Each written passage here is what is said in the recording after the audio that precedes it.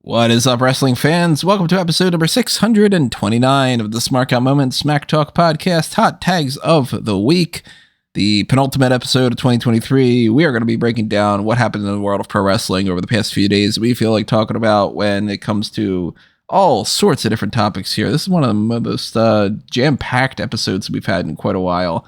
So lots to break down here. I am your host as always, Tony Mango. Joining me as always are Robert E. Felice. Hello. And Callum Wiggins. Hello.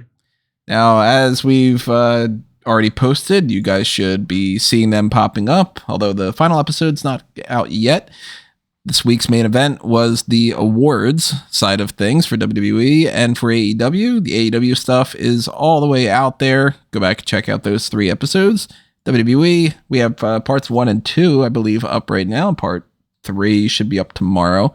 Kind of wanted to space these one per day, so keep all those things on your watch list and then, watch them, listen to them, whatever. If you're listening to us on Amazon Music or something, then I think the WWE one is scheduled to go out just all tomorrow in one big lump sum.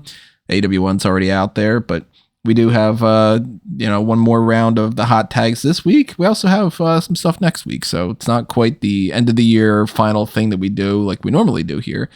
And as we normally do here, we want to know what you have to say, so drop your thoughts in the comment section below. Tell us what you're thinking about all these different hot tags and anything else that you think we might be missing on this list. We'll try to lump that into next week or something, but next week we're also going to be doing the fan feedback survey information that you guys fill out, so go ahead and do that too. And let us know how you think that we should improve in 2024, what you think we did really great this year, your favorite things as far as like the gimmicks that we've done and all. But also, if you're going around clicking on different buttons and stuff, make sure you click on that like button on YouTube and double check that you are subscribed. Ring the little notification bell. Click on that join button. Help us out on the YouTube channel membership, same as you would with the Patreon, Darkcast tier, Pick Your Poison tier, all that good stuff. Also, that little thanks button's up there if you want to toss a little spare change our way. Kind of a stocking stuffer in comparison to an actual gift like the Patreon stuff, but Christmas isn't quite here yet. Redbubble and TeePublic, though, is where you can pick up merchandise if you do want to get one of those belated Christmas gifts or try to rush the shipping. I don't know if they give you that option. I don't think that they do, but hey, you could always tell somebody that you ordered it ahead of time and it was their fault. That's what happens once in a while. Just go, no, I ordered this months ago. It must have been a shipping error. And, just the fact that you guys are listening to this, greatly appreciated. Thank you for joining us. And let's get the ball rolling here. Let's go back to one of the older stories that we have from what could have been actually a different podcast, but it wasn't, which was the ROH Final Battle review. Now, why wasn't it a separate podcast, Tony? I didn't want to do it because I started to watch this and for a multitude of different reasons, it was just annoying to me. Of course, we talked about it on the predictions. I wasn't really feeling super hyped about it to begin with. Only about 5, I think maybe at most 6 matches had been announced in advance. And then they just started announcing matches during the pre-show even. And it was frustrating as it was just to be doing that. But then I also had gotten a comment from somebody bitching and complaining about how I was determined to absolutely hate it no matter what and would never change my mind about it, as if I'm the type of person that would be like, I've made my decision and nothing can convince me otherwise, despite how every single article and podcast and everything I've done in my entire life proves that opposite. But, people don't care about that kind of thing. So I had told them, hey, you got your wish, pal. I'm not doing this coverage as much anymore. And I didn't feel like paying for the Honor Club thing. And then, full transparency, I tried to find a stream online and nobody wanted to stream it. There was one stream that I found and the stream had like a chat on the side and everybody was talking about SmackDown. And then if they weren't talking about SmackDown, they were talking about whether Omos has a giant you-know-what and so on and so forth, like just random topics. It seemed like an overwhelming sense of nobody really cares. And I think that I made the right decision of not doing a post show for that, because there's not been a single person that's reached out to be like, hey man, where's the ROH Final Battle post show? How come you didn't want to do one of those? But we still should talk about some elements of that, because there are some things that happened on there that I'm sure some people would find really interesting. And then there's, you know, if you guys had checked that out, what your thoughts were and stuff. I kind of tuned out once I got past like a certain point, so I can't really be like, you know, hey, these 10 things happened in this match that were really great or whatever. So generally speaking, I just wasn't digging what I had seen, and I had stopped really paying attention during the Blake Christian versus Daniel Garcia match on the 0 hour, and then the main card itself I only caught bits and pieces. But did you guys check out the full event? What'd you think? Positives, negatives, anything along those lines? Right now, I'm thinking about relative size when it comes to Omos and what's big and what's not. But if you're asking me about Ring of Honor, look, I did watch it. I watched it for work, obviously. I watched the whole show the whole way through. Whole shebang. And I first want to get the complaints out of the way, which are very similar to yours, in that I don't give a shit if he's locked up in a tournament or whatever. If Eddie Kingston's gonna fucking wrestle on your show, can you bother to say that on any of your television programs? Like, they did this weird thing where the Thursday show went off the air. The show was Friday. The Thursday event went off the air, and immediately Tony Khan starts tweeting out, and this is added to the card, and this is added to the card. And I just think, utilize your time better. Also, not every show needs to go past midnight, y'all. Like, it just doesn't need to do it. I get that, you know, you want to give people a lot of like quantity for their buck, and to some people it's kind of like, well, if I paid X amount of dollars, the more matches you give me, the more chances that I'm gonna like it. And, you know, instead of just giving me almost nothing for my money, the more you give me, the more that I feel like I'm fulfilled and all. But I mean, that's filler in the sense that, like, if you go to a restaurant and they give you like a whole bunch of like bread and whatever, and you fill up on bread, then maybe your meal is not necessarily as good, or maybe you don't eat as much of that. And, you know, I literally did that the other day. But I think that there's a lot of people who like this show, and that's great. I thought the matches were great. I think they would have been exponentially better if it was a shorter show that focused on the quality over the quantity. Like, for example, now to get into the actual show, I thought the 6-way scramble to determine the television champion was phenomenal. I thought the 6-man tag, which should have been no DQ to begin with, but they got around to it, was one of the best matches I've seen maybe all year. I thought Athena and Billy Starks was absolutely killer, and I think that both women delivered above and beyond. I would have remembered more of it without having to try and think about all of the other little bits and pieces they crammed into the show. Like Nyla Rose versus Vert Vixen being added, or the Eddie Kingston Anthony Henry match, or having 4 matches on the 0 hour that were like, yeah, as an outsider, I don't kind of see the point in doing something like the Survival of the Fittest qualifying match on there, rather than just doing that on like there was some weird television stuff like that where, okay, they had announced, hey, the 6th person will be named at Final Battle.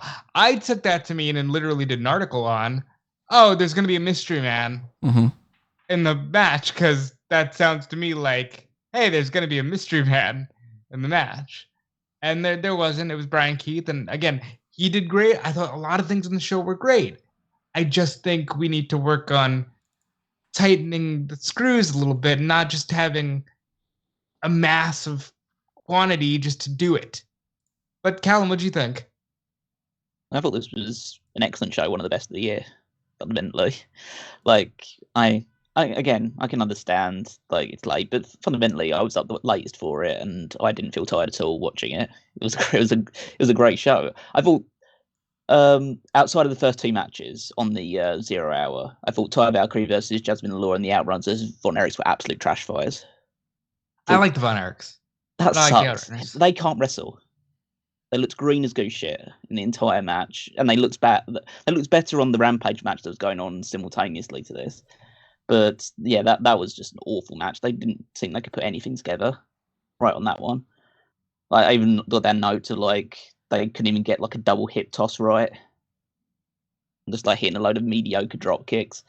But then it picked up with like the Brian Keith. I understand doing the Brian Keith versus Jack Cotwell match on the buy-in show because it's a match that directly influences the card. So if you see this match and thought, oh, I really liked that Brian Keith and I want to see what he's doing in the show, then guess what? You've got to buy the show to see the whole thing. No, I agree with you on that. I just think that they should have announced that that's what they were doing as opposed to saying, hey, we're going to figure it out at the pay-per-view. Because I thought, mystery guy.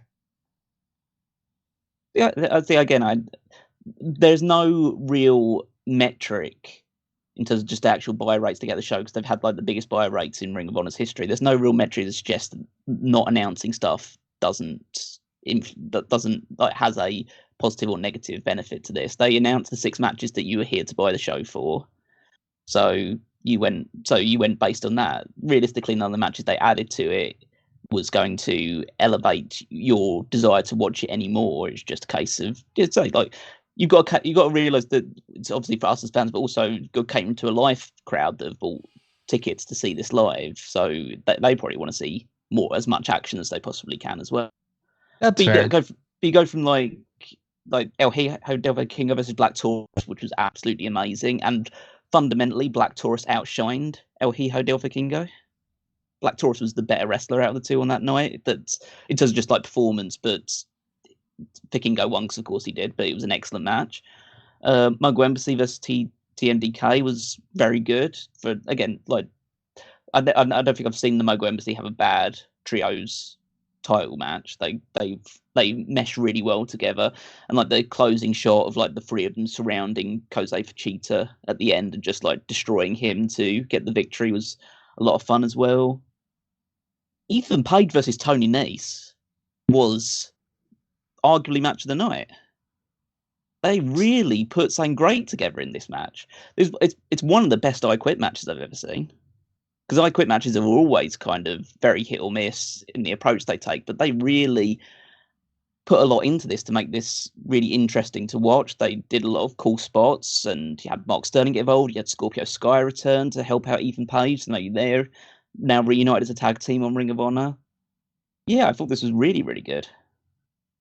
There's no any reason to have Nyla Rose versus Ver Vixen on it. My presumption was they put Nyla Rose on it because they were going to heat her up for a world title opportunity in the future, but we're going to have to see about that one. As Rob mentioned, the 6-man elimination match for the TV title was probably, in many people's estimations, the best match on the show as well, because Commander had a breakout performance. Brian Keith was excellent, and he should be signed based on like last week's performance across both Ring of Honor and then Collision. He should be signed to AEW pretty soon, I'd imagine. They should at least make that a priority. You had a Johnny TV get involved to eliminate Dalton Castle, so that sets a feud out for them in the future. Carl Fletcher wins, as I predicted, and had an excellent performance. Will You versus Tom Lawler was fun. That was just your pure wrestling match. Arguably, probably the most disappointing match of the show was Keith Lee versus Shane Taylor. Like, it was just kind of okay. It was pretty pedestrian. Didn't see a minute of it. Yeah. I actually got confused at the end there because when I was paying attention to like multiple other things at the time, I thought that Shane Taylor had won based off of like the crowd reaction and stuff that was happening at a moment when I looked up, and I'm like, shit, Shane Taylor won. And I was about to type that out, and then I was just like, let me just double check real quick because maybe this seems a little off. And yeah, doesn't seem like I really missed anything though. The 6-man tag was fun because essentially it was like 2 6-man tag team matches bolted onto each other. So you had a regular 6-man tag, and then you had a no DQ 6-man tag due to the match being restarted. So you essentially got 2 matches for the price of one. Having Briscoe pin Bryan Danielson was nice to see. Kingston versus Henry was fun for what it was, but it was just like a little buffer match. That's kind of like, I wrote it's quite interesting to use your world champion as a as a buffer match between like the big 6-man tag and the main event. And then you had Athena versus Billie Starkz, which was, it was a great match, really good, but just played on all the story beats between the two of them for the longest time. And then Athena retains, which was, that was the one thing that I kind of felt a bit like odd about, because I thought it was the right time to give it to Billie Starkz. I know she's very young, and I don't know if she'd be able to take it from there. And there was the idea of Athena going to the quote unquote main roster or go to AEW and start picking things up there, because she said in the promo building up to this that if she lost, she'd leave Ring of Honor for good. So I think that's maybe a lot of people that was a way to kind of swerve people into thinking, oh, she's definitely losing then and going into AEW, but she ended up retaining. And then they hugged at the end with Billie returning to Athena's side as her minion, essentially. So I kind of feel like that was the big mistake. That it just sort of ends on a deflating, like, well, then what's next kind of thing. Like, I'll tell you what's next. I think this is a good transition. I'm now worried that they're just going to give Billie Starkz the Ring of Honor Women's TV title. Yeah, that's definitely something to keep in mind. You mentioned the Nyla Rose thing too. Like, for some reason, there's a Women's World Television Championship now, and is it just to have Athena and Starkz as two champions reigning together, or is it I will put it out there. You say for some reason there's a women's television. Yeah, that's what I was someone who doesn't watch the thing. Yeah, there's like 3 or 4 women's matches per week show on Ring of Honor. Well, I'm saying, like, if that a reason why they did it just to have another women's title, or did they have it because they wanted to do the Athena and Starkz reigning together story, or is it because they have like a particular person in mind that they really wanted now to be like, we're going to give the belt to this person, so now we got to pull the trigger on adding this championship? There has to be some reason why. I think the reason is they have a lot of women that they do stuff with on Ring of Honor TV. So, and I think the reason more than anything is the symmetry of it all. Where AEW has a TS champion, I think it was a natural step to give Ring of Honor the Women's TV Championship. I still think the biggest fix for Battle of the Belts is just AEW versus ROH. That's besides the point. I'm worried that they're going to give the belt to Billie, because while everything Callum says is true and Ring of Honor does a great job with the women, if this is just another vehicle for it to be the Athena and Billie show, I think you're then missing out on the opportunity to spotlight Trish Adora, Layla Hirsch, even Nyla, you know? Well, I personally think this title for Layla. I think Layla Hirsch is going to win this. That is the other the bigger women's story that's going on besides the Athena and Billie Starkz thing, is between Layla Hirsch, Marina Kanellis, and Rachel Ellering. So I could totally anticipate the final of the tournament to crown the champion being Layla Hirsch versus Rachel Ellering. I would do Layla versus Trish, just because I know that there's a huge groundswell of support for Trish, and Trish is really good. So I think as long as you get to that, they've got something good on their hands. Well, I think I personally would do Layla versus Rachel Ellering, and during the course of that match, one of them turns heel and to win the match and aligns with Maria Kanellis. Because that's the story they're telling right now, is that even though she's been the manager of them in the latest episode of Ring of Honor, she did something in the match which annoyed both Layla and Rachel Ellering. So I guess it's the idea of they're both angry with her, but eventually she's going to help one of them cheat to win the title, and that's going to be the start of their kind of real partnership. So I think that's the route that I would take. I think like the what's next in terms of the women's title, I still think that Billie Starkz is going to win, is going to be the next champion, but I think they're going to go in a slightly different direction for it, in the sense that this was a blood feud type match that could have like crowned Billie Starkz, but I think they're going to go with the approach of like a respectful match between these two, with Billie Starkz winning, in terms of like okay, I'm going to give you another opportunity at the title, you've earned another opportunity at the title, we're going to do this the right way this time, and they have an actual more classical style match that Billie manages to get the victory over Athena to win. So I still think that that's the route they're going to take. They've just decided to delay it for a little bit longer.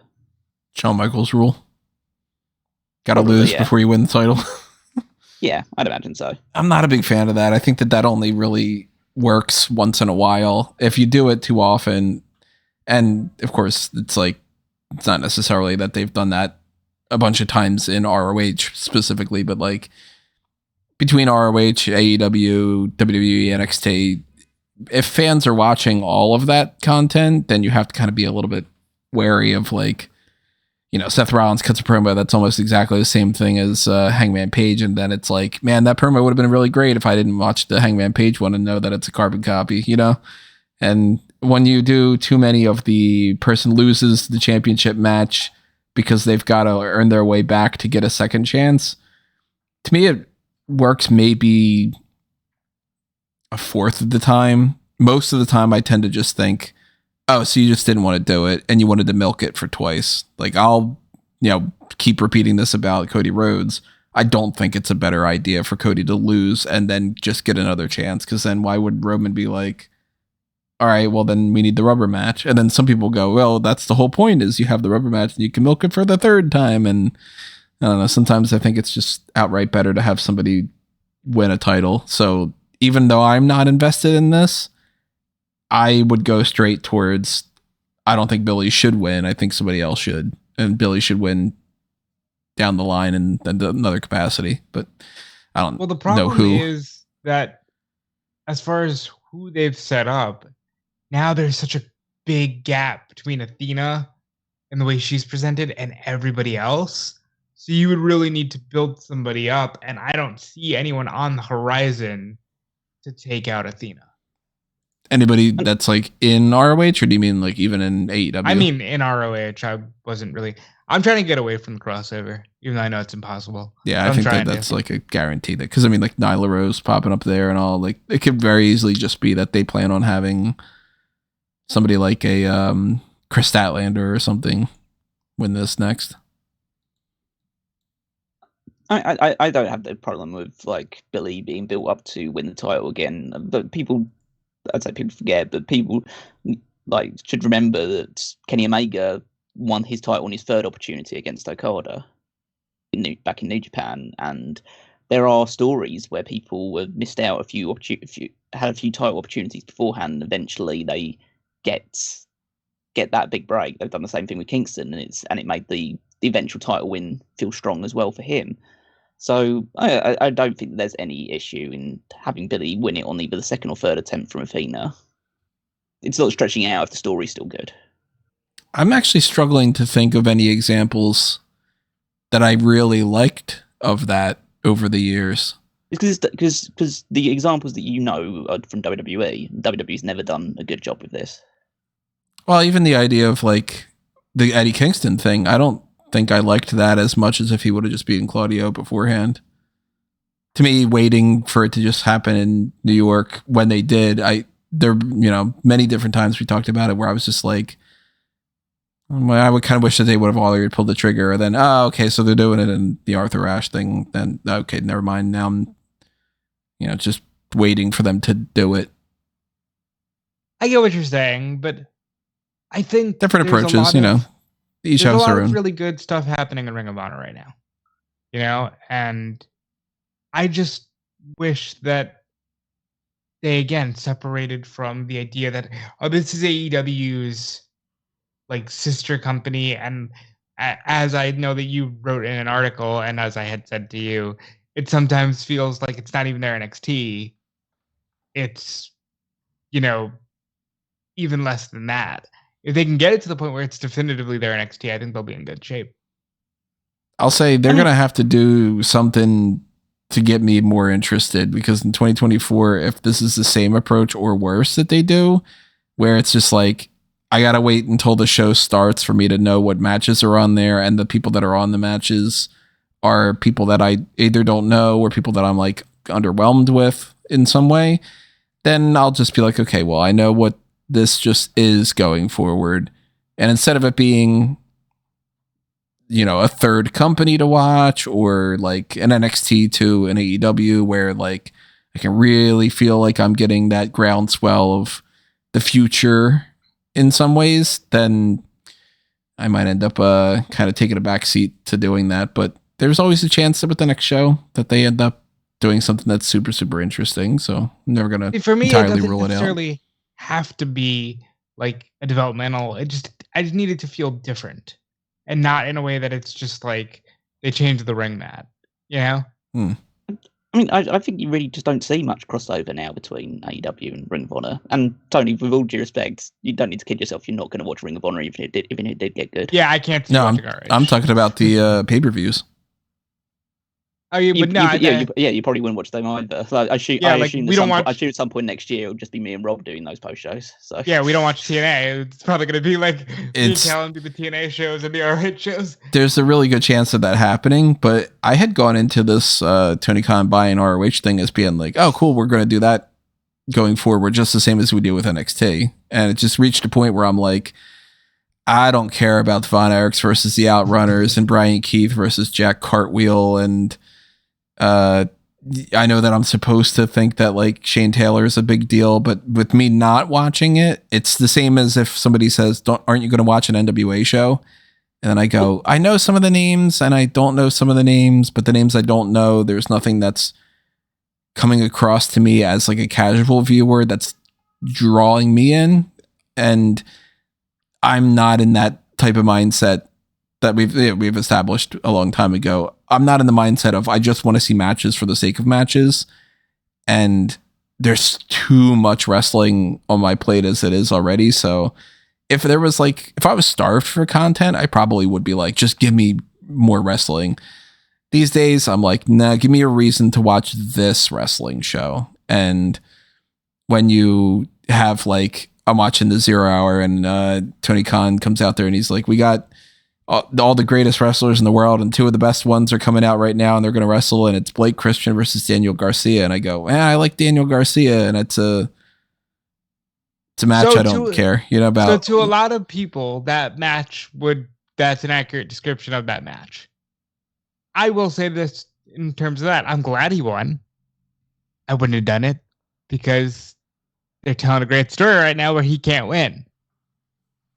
Effectively, again, basically like, but don't pay attention to the Ring of Honor win he just got. But I am glad that they got on the card. They're telling the story that he can't win against people at his level or better. Like, this was just a tune-up match for that show. Okay, that's fair. I can take that. As I say, I think that I'm going to continue watching Ring of Honor because I've been impressed with a lot of what they've done, especially over the last 3 months or so. In the same way that I don't watch or want to watch NXT because it's just a load of really shit wrestlers. For the most part. I mean, it's like when you're approaching it from like your perspective of your fandom, this aligns way more with what you want out of it. So it's like it's hitting the right notes for you, for sure. Yeah. And I know, and just from my perspective as well, it's just a case of not just with the NXT, just in terms of like the poor wrestling quality as well, which is just pretty obvious. I also think that, and again, this is my perspective, and I'm sure not a lot of people share this, but I think Ring of Honor tells better stories than NXT does as well. But when they bother to, like for example, Tony Nese and Ethan Page, great story told. Yeah, and like the Shane Taylor thing, they play on their history and stuff like that as well. I know that a lot of it feels like it's a lot of matches thrown together, but I also feel that's often the case with a lot of NXT and WWE stuff as well. So I think wrestling fans, not in general, but it's like there is often, like in pretty much every television show or wrestling show, there's usually just a match that's on it for the sake of having a match. And so I don't as long as the match is good, I'm usually okay with it. So yeah, I probably do lean towards more of as long as you're giving me quality wrestling, I'm going to probably enjoy it. Mm-hmm. But yeah, as I think that there was enough story going into Final Battle to get me interested in a lot of the stuff beyond just what the in-ring product would end up being. And it's like, fair enough, it's not like they're charging $50 for it. And that is the best part of it. Yeah, so if they were, that would be even more of a... Yeah. I've been subscribed to it on Club since the start, so I basically got the show for free. Yeah, I did as well, which was definitely more of a benefit. Last thing I'll say about this show, and I should have mentioned it earlier, and this is totally my fault because I need to just start settling into watching the one thing, whatever that may be. A Rampage as well, yeah. But I was also determined to watch that Rampage 6-man live. And that was a great match. And I was so pissed off that it was occurring simultaneously with the BCC FTR Briscoe 6-man. I'm like, can't at least try to plan that a little better, like just a wee bit. It's annoying enough when these companies do that with other companies, but to do it on your own just seems weird. Like, why book that at that time specifically? Why not have Final Battle on like a Thursday night instead of the Ring of Honor television show or something? I think they've settled into the understanding that Rampage is a DVR show. Like, nobody's like a couple of 100,000 people watching it on Friday night. Nobody realistically wants to watch. I'll say not watch wrestling, but people tend to want to either go out or do something else on a Friday night rather than sit down and watch television. Yeah, I'm not really looking. Call me a loser, Callum. I'm not really looking forward to checking out SmackDown tonight, for instance. Yeah, well, of course, all losers in that regard. That's fair enough. But yeah. So I think. And all you listening to, you losers, you're part of the same group as we are. Oh, you're listening to us. You're worse. Yeah, this is what wrestling fandom is. Like, a bunch of losers all hating different things together and loving different things together. Before the Marvel movie started. Yeah, there is a very good argument there. Yeah. Well, Ring of Honor right now is in like a holding pattern for me personally as far as 2024 is concerned, but I'm not ruling it out entirely. And then, of course, as I mentioned before, if you fill out that fan feedback survey and you're like, oh, please don't stop covering Ring of Honor, then I'll factor that in too. But, that you got to fill that out and tell me. Otherwise, I won't know. You can shout as much as you want, but I can't hear it from a different state or something. Let's start moving on to some of these other topics that we got going on here. This one is another one of the older stories at this point. It feels like it's like 2 weeks ago to me, but I think it's really 5 days ago. But 5 days in 2023 at this state feels like a lifetime. 2 weeks. Yeah, I said something to my wife the other day that was like, it's been a long week this month or something like that. It's been a long month these past couple days. That's what it was. Liv Morgan got arrested. And this, by all accounts, seems so fucking stupid. The reports that I've seen, it seems like this is what happened. She got pulled over for some reason. Whether that was like she was speeding, which if you're speeding, yeah, you should get pulled over. You should get a ticket. That's the point. If she was swerving or something like that, yeah, maybe you should get pulled over and get a ticket. That's the point. Drive safely. Whatever. And I guess she had a vape pen in her car, and this cop must have been like, oh, she reeked of weed and I'm on a witch hunt kind of a thing. And she's in a state that it's not legal unless you have like the medical permit for it, I believe. So she gets arrested, and it's like this big issue over something that's really stupid. And now it seems like it might not even have been her vape pen. Could have been somebody else's, and she's getting punished for that, which is another whole stupid thing that happened. But I do understand that like there's no way for like a cop to be like, okay, prove to me that that's your friend's thing. You can't do that. So they just assume that people would lie and, whatever. But I just don't think that this is something people should be getting arrested for as it is, unless you are doing something that's wrong. Like if you are driving in an inebriated state where you can potentially cause an accident, then sure. But if it's like, I don't know, let's say like, let's say for instance, like I don't think anybody should take any amount of alcohol and drive, just 100%. And I am like adamant that people disregard drunk driving way more than they should, because everybody's all like, oh, I'm good enough to drive. And it's like, oh, that's all it takes and whatever.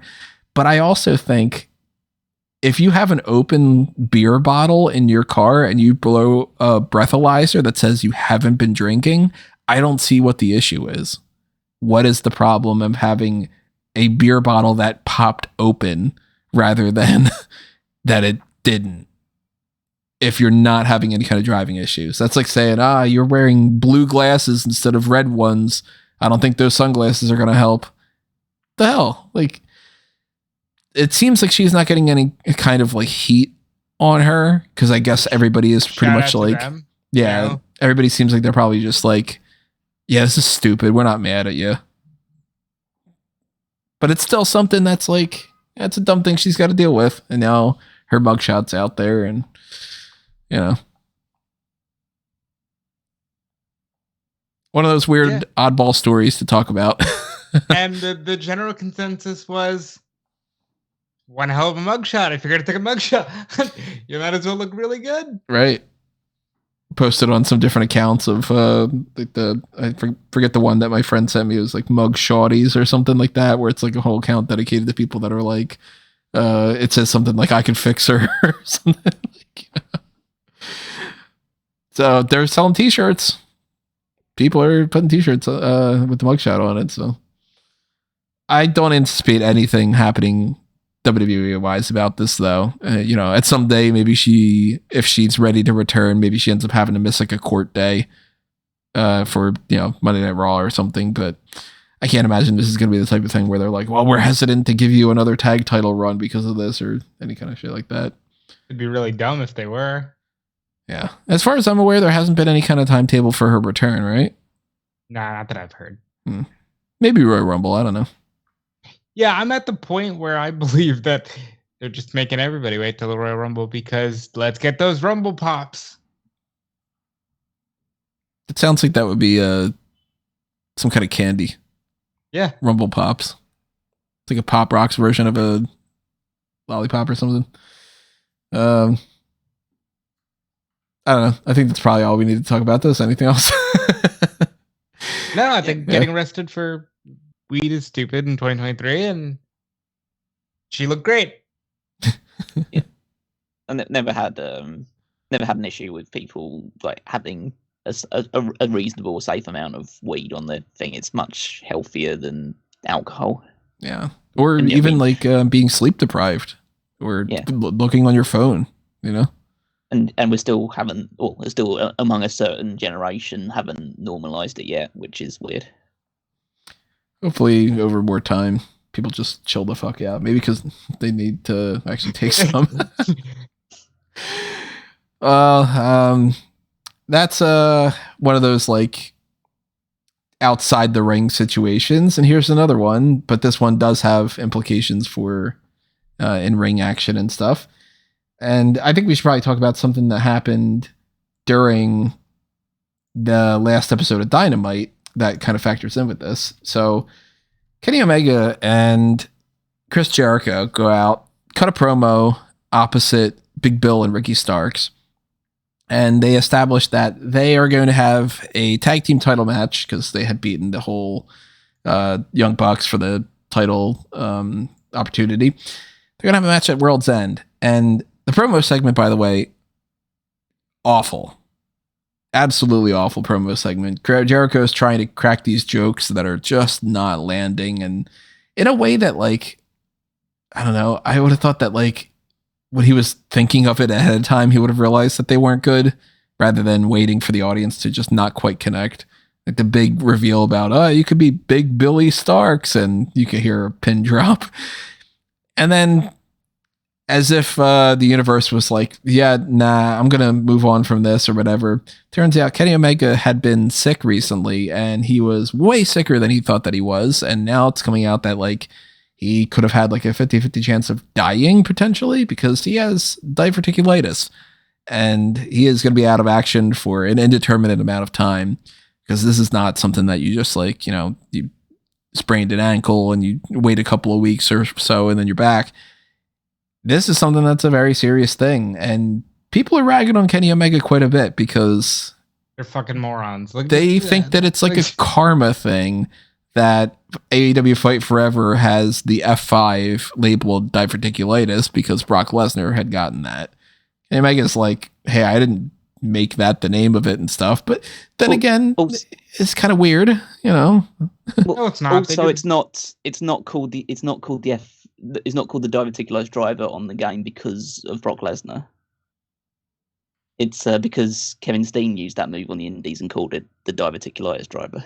because of Brock Lesnar. Well, it's a move that was used on the independent circuit with that name. So even if like the reason for that name being called it's because of Brock Lesnar, it wasn't put onto the game because of Brock Lesnar. It was because that was the name of the move.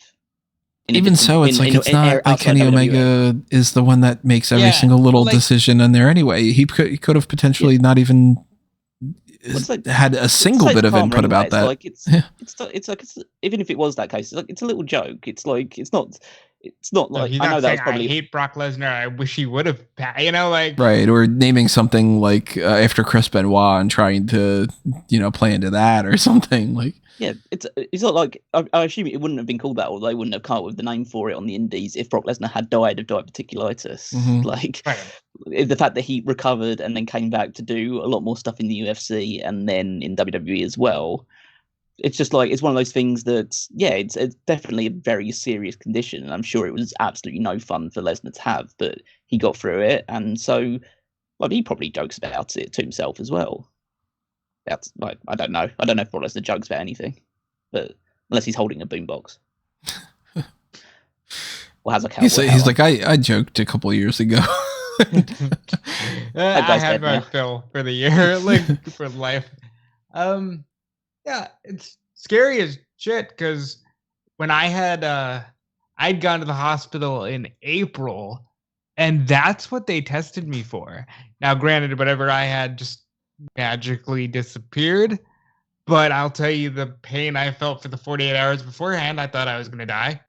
So like probably no small feat that he was even able to wrestle Ethan Page like that. Like Kenny Omega's a different breed, man. Yeah, I guess in hindsight, it's a good thing that he wasn't selected to be part of the Continental Classic. Continental Classic, because just having one match with Ethan Page won in the last couple of the last month or so, he's already that would have been difficult enough to get through. Imagine having to do a match every single week after that. So obviously wishing him the speediest recovery possible. It's been a rough couple of years for him, physically. I think people, unfortunately, as bad as it is, have to accept that he's put a lot of strain on his body over the course of the last 10 years, 10, 15 years or so, wrestling very physical matches and very hardcore style things from DDT all the way through to New Japan with multiple G1s under his belt, and now wrestling in AEW, and he's had a lot of physical matches there as well.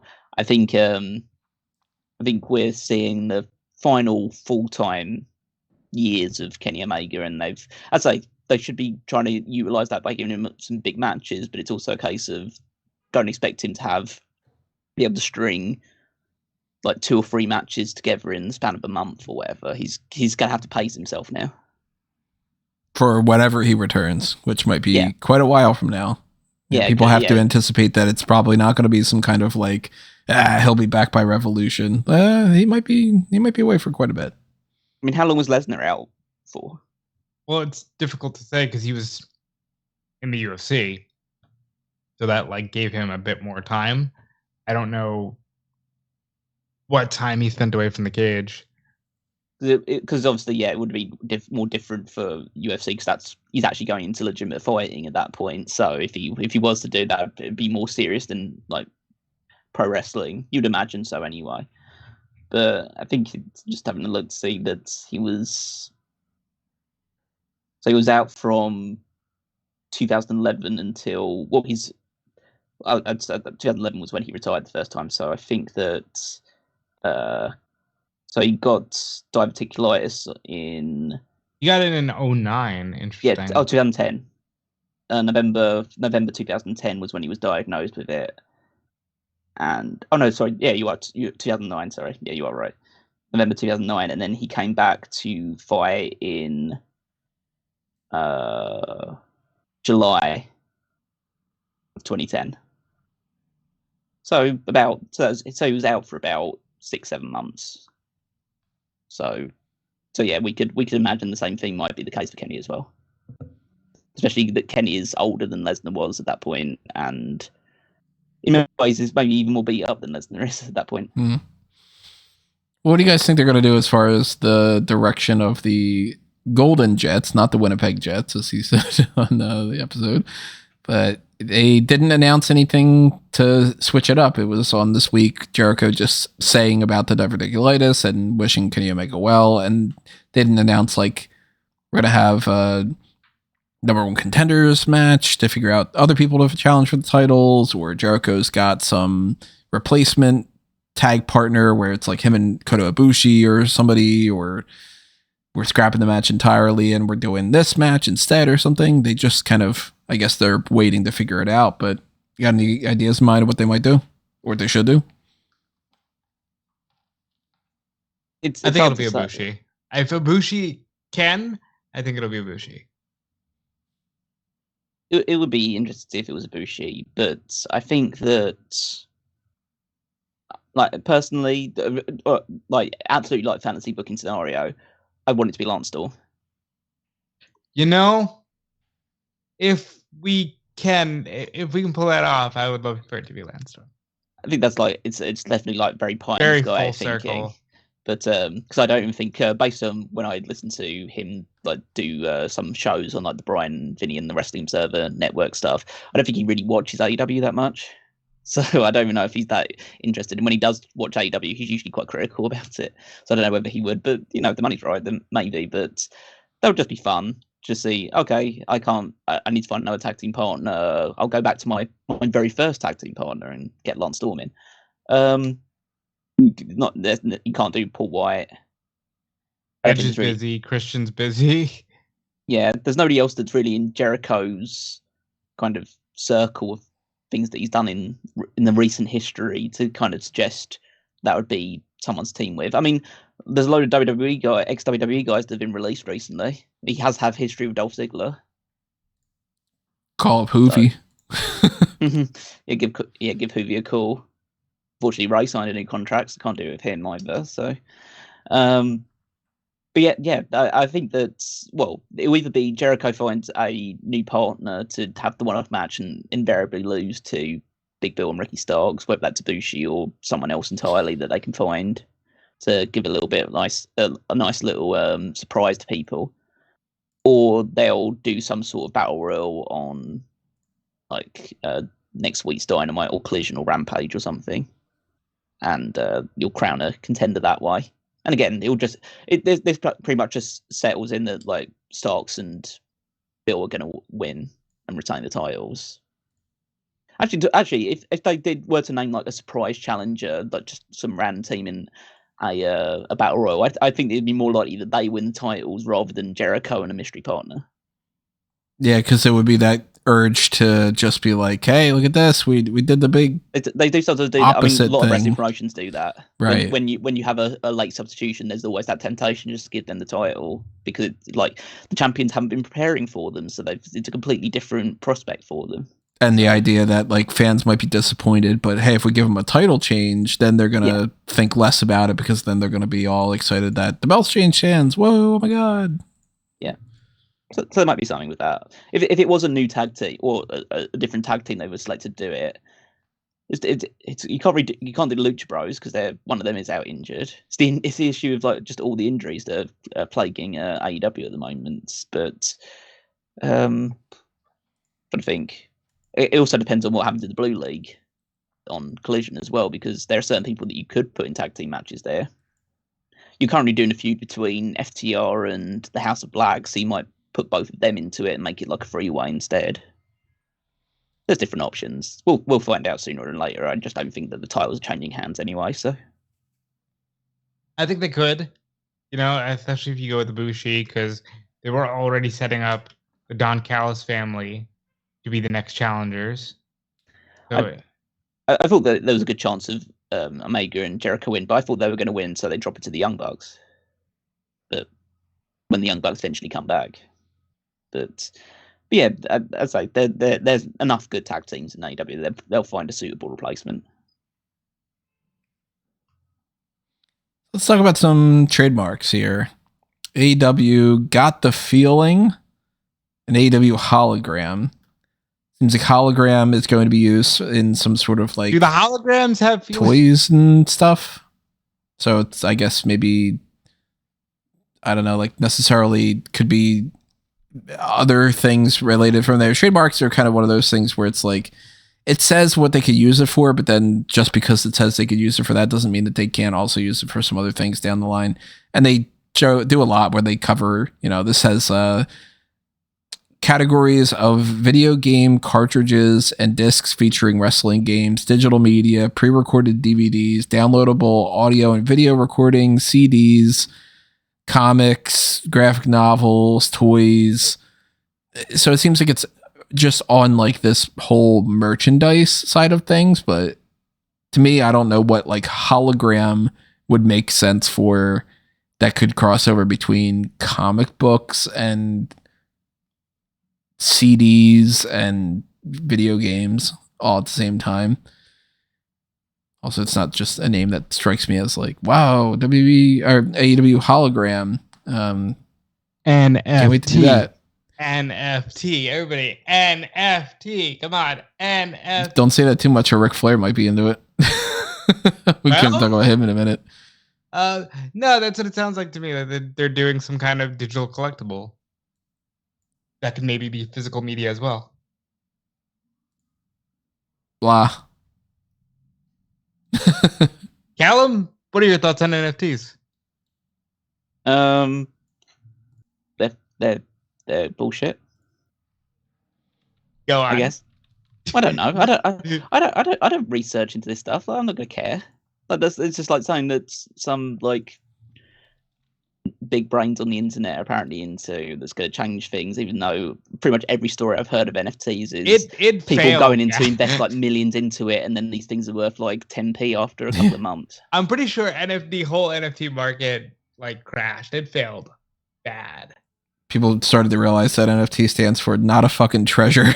And then, everybody that thought that it was the next big thing. And, oh my God, you got to get on this groundswell before it pops over into the new form of how everybody's going to be making art and stuff. Then it just became, yeah, I think I've got like a Harley Quinn NFT and a whatever thing according to DC and AMC theaters and whatever. But fuck if I know what that's used for. While we're talking about it, though, we'll go back to AEW. Got the feeling Ric Flair is going to be hawking this WOOOOO cryptocurrency coin thing. Fuck off. That's the only thing I got to say about MJF before this was the only wrestler I knew who had his own crypto. I don't know the status of the MJF coin. He didn't parade it around or anything. It was just something he did. But I imagine this is going to be paraded around. I think you needed to add the word unnecessarily at the end of that sentence. Well, I mean, that's a given. Yeah. Callum, how much will you be investing? I don't. Negative money? I just feel bad for him because he's clearly like he's an old guy that's being scammed. Like this, that you always hear those stories about like the old vulnerable people being like coerced into getting in some sort of Ponzi scheme or something like that, or just getting scammed through the telephone. So he's clearly done that with crypto now. Like he's gonna have to get I don't know. He's gonna have to start bumping again in order to get the money back that he's gonna lose on this one.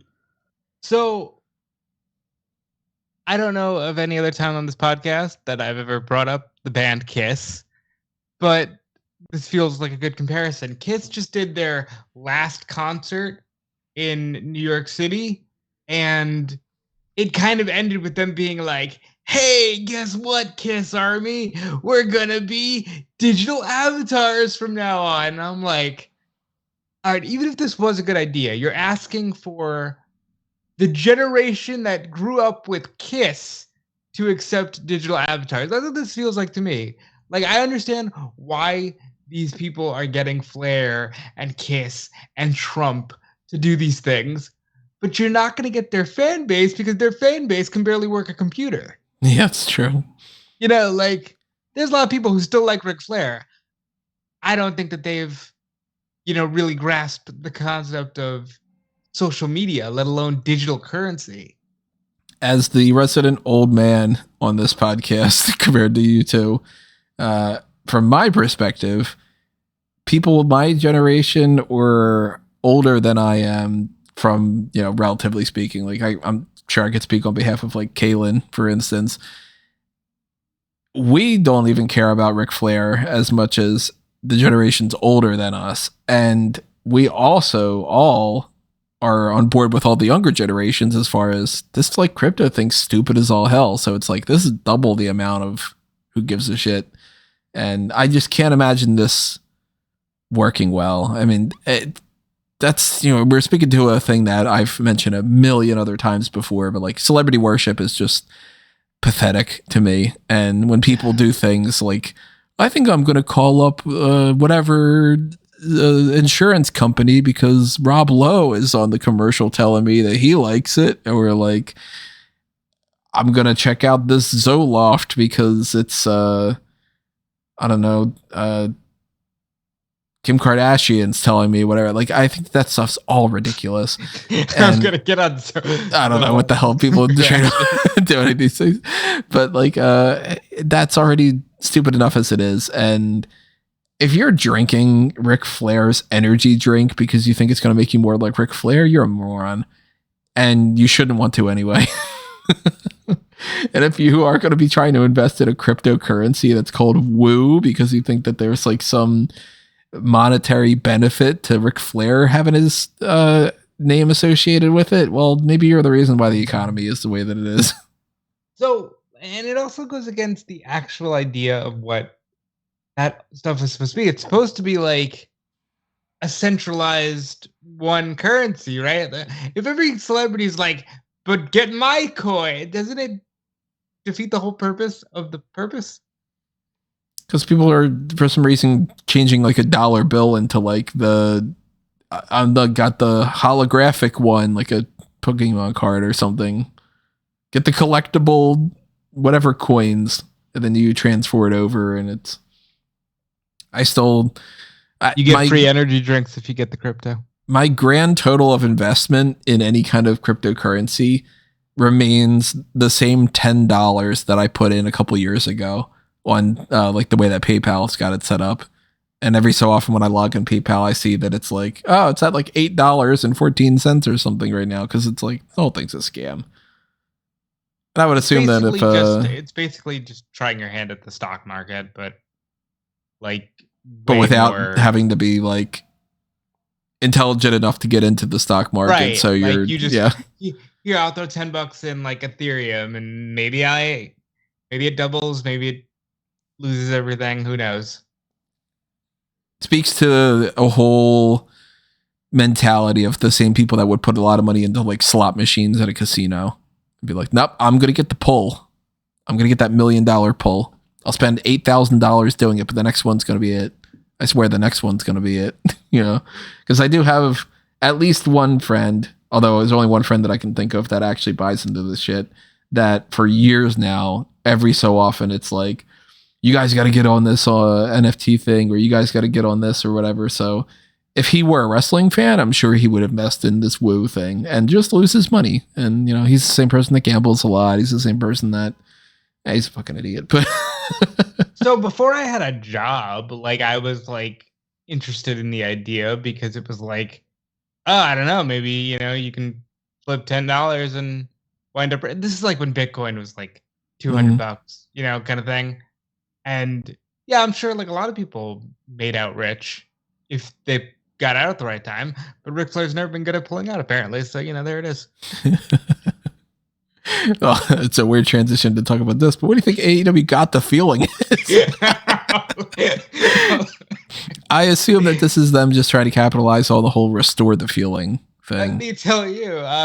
No, I think it's a campaign. I think it's like how WWE had the Attitude Era. WWF Attitude was probably a trademark. TNA had to cross the line. I like it. It's cheesy as fuck.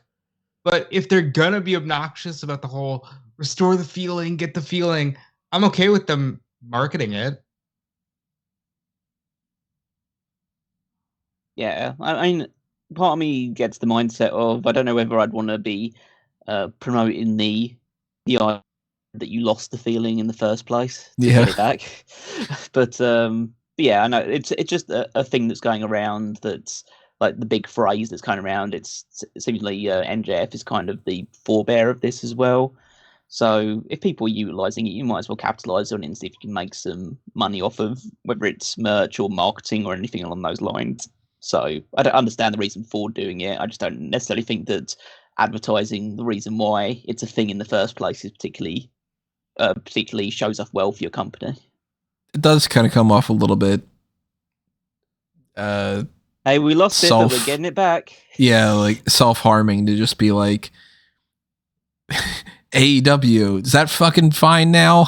You know, or like, well, I do always come back to like the tweet that I remember seeing of like with MJF being the guy who's basically often saying like, we're going to restore the feeling, we're going to get the feeling back, and the tweet of someone responding to that say, you are pretty much the reason why the feeling went in the first place. Yikes. Which is, there's a good amount of truth to that. But I like it. I'm a sucker for stupid campaigns like that. I love seeing, like, you know, it's the WF New Generation era, and hey, look, it's the WF Attitude era, and here's all these stupid vignettes. I like that dumb shit. I can dig it if it's well thought out, and I don't necessarily think that this one has, because my immediate thought was like, wow, there are a lot of opportunities for jokes here, because it's generic enough and it's like applicable in a way for so many different feelings that you can easily spin this into negatives. And instead of it being like, you know, WWE goes with a tagline, what the world is watching, for instance, is one of like the older ones that I always used to like. That's pretty straightforward, of just being like, everybody's watching our show because we're great. Or the ruthless aggression thing is kind of just like, yeah, because we're badass or whatever. People could easily be like, got the feeling, and be like, nope, it's not burning when I pee. Or like, got the feeling, be like, yeah, I'm a little hungover. Like, you know, there's so many different ways that you can take this that don't have anything to do with a positive towards wrestling, that I could see lots of really fun, creative signs that people bring that are like, Mariah May's making me get the feeling, or like, you know, like it just. You could also say just a very simple, not the feeling, like when something right, sucks. Yeah. Like just. Or like if, you know, it was back in the day when, because I went through a rabbit hole the other day of looking through old funny crowd signs. Some of them were so good, but a lot of like that changed the channel type stuff. It could be like AEW got the feeling to change the channel, or, you know, I mean, you can play into this and make a lot of memes out of it, and I don't think that that's going to be their intention whatsoever. So it could work, but it could also completely backfire and quickly become the type of thing where they're like, shit, we shouldn't have called attention to that. I guess we're going to have to find out. As far as trademarks, though, here's something else to talk about that's trademark, but we don't know what it's going to be yet because they filmed something, but haven't announced anything, and that's WWE Speed. It's a dumb name, first off, but they recorded 2 matches prior to SmackDown's taping, and it was like Bronson Reed against, I think, Nathan Fraser, and Axiom against Cedric Alexander, if I remember correctly. Yes. And the matches are 5 minutes long, just ends after 5 minutes. If there's no winner, it's a draw. The winner gets a point, and the loser gets docked a point for something. I like it. I don't like. This is a great way to utilize people that do not get on these fucking shows. I'm all for them doing something with all of these people. But what are they going to do? Because there's no announcement yet of like WWE Speed coming to whatever platform. And if they do matches where it's 5 minute matches or so, that's 5 minutes for this, 5 minutes for that. If they do a double taping of like 2 matches per thing, that's not even enough time for a half-hour slot. And you know, what kind for of a TikTok? Is it going to be TikTok? Is it going to be YouTube? Is it going to be on some like oddball streaming thing that we don't really know, like that Quibi thing that he came out and died after, like, it was like they're going to revolutionize things. Then like 3 weeks later, it was dead already. Pandemic fucked that hard. I mean, it probably wasn't going to last long anyway, but like Tout, remember that being a thing? So it's like, hey, Tout is great. They haven't said anything about what this is yet, so it's kind of still up in the air as far as how it's going to be utilized and all. I mean, I don't think it's going to be a specific show. I think it's just going to be that certain matches on an episode of SmackDown or potentially other shows as well. If they decide to stick it out to other WWE things, are just going to be speed matches. Like a little mini division? Because if they're doing a point system, it's got to be for a reason. Well, I think they're just trying to establish, like, maybe just a new kind of, not even just like stipulation, but just like match type with like these 5-minute things. And so if, like, there's always going to be a winner, whether it's by pinfall submission or some kind of point system that they're establishing. Same thing with like the Heritage Cup. That's not like its own show. It's just a particular type of match with different rules. Yeah, but I mean, like, it has to be, the points have to lead to something, whether it's like the WWE Speed Championship or the WWE Speed Cup or the winner of like a tournament for this speed point system gets a title shot, or, you know, like, it has to, because eventually you get to a point where it's like, okay, well, what am I collecting points for? Yeah, I mean, again, it may just be a case of just trying to find something for the people that you're not utilizing to do. Just trying to find something interesting to do a bit and creating these speed matches. I mean, fundamentally, like, the 5-minute match thing isn't too bad because, I mean, I didn't see the actual episode of NXT, but I did see the screenshot going around of the cage match things and the times of all those matches. Most of them didn't even hit the 5-minute mark, let alone like get to that point. So I think that it could be interesting, especially if you are doing it with the right people, like someone like Axiom and people like Dragon Lee and Cameron Grimes could probably fit a lot into a 5-minute match. So, depending on what the actual concept is going to be, where it's going to air, any of the elements like that, I really hate the name. It's so generic, and I don't know why they didn't like just keep Velocity, although I've never really liked that name either, or go with something like I mean, if they needed to go with like Speed, there are like synonyms that you can kind of play around with a little bit more. Speed's just very, it's the first thing that somebody would have said. They would have been like, we need something like WWE Speed. And then somebody else went like the Simpsons thing where they're like, everybody okay with WWE Speed? You know? But like, hey, Poochie was great.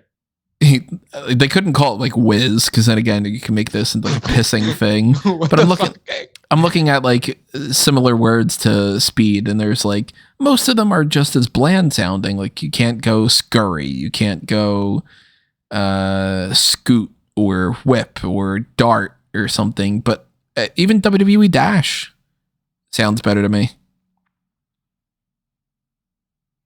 But like maybe it doesn't apply. Ass. Am I right? Ass? Yeah. Just ass? I don't know. Just you know. I mean, that would get people to tune in because they'd be like, well, who's ass? But like, the concept of acceleration, briskiness, whatever it might be, should be for a reason. There should be, you know, there's a company that has like a high speed championship, right?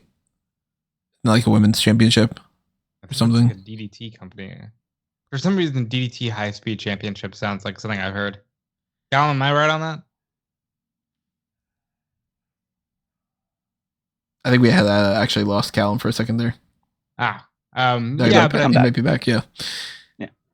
Like, you know, this the high speed kind of thing. If maybe they go with like a new version of, instead of the Cruiserweight Championship, maybe it's like, okay, this is.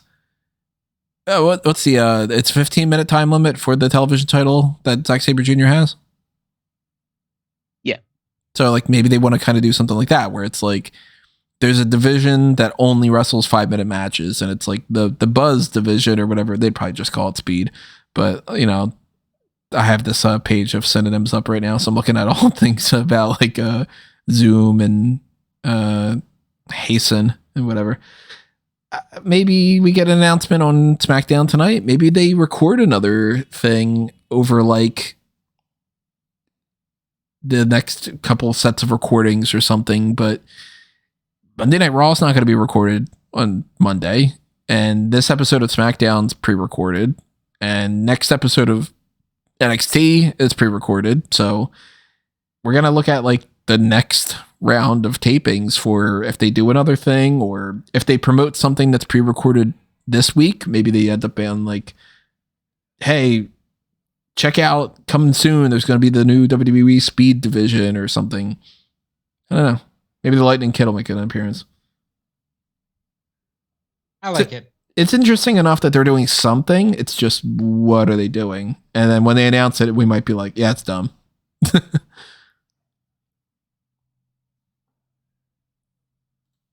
What's that movie about that bus that couldn't slow down? Can we call that WWE, the match that couldn't slow down? You know, I should watch Speed. Now I've been watching all these bad movies. That might be something I might have to download. I'm gonna write a note about myself about that.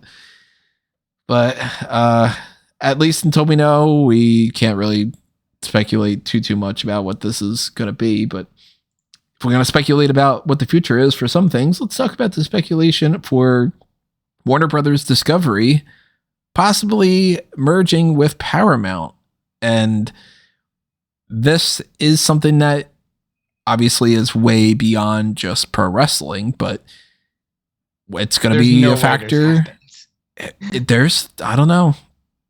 I've been looking more into this, and partially because I'm interested in, like, could this have anything to do with AEW and the whole TNT, TBS type thing? We've been hearing all that talk about TNT and TBS might be interested in picking up Monday Night Raw, so that could be a thing too and whatever. But when streaming services, and then when the platforms that bring on those streaming services, you know, the companies as a whole possibly could merge together, we're in a time frame where this is happening a lot lately. And we could speak a million times to the idea of, like, yeah, companies just want to prep themselves up for being sold, and then that company just wants to be sold, and that's all anybody wants to do anymore.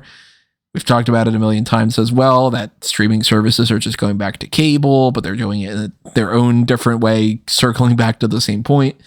The real talking point to me about this, that it's like, we've heard that Warner Brothers Discovery could potentially be bought out by Comcast, and if they're talking about buying Paramount, something's happening here where these companies are feeling this urge to merge, so to speak, where they just think, look, we can't do this all by ourselves. We need to buy up all these assets and have as much to work with, or we need to just be factored into somebody else's company and we need to go underneath them and all.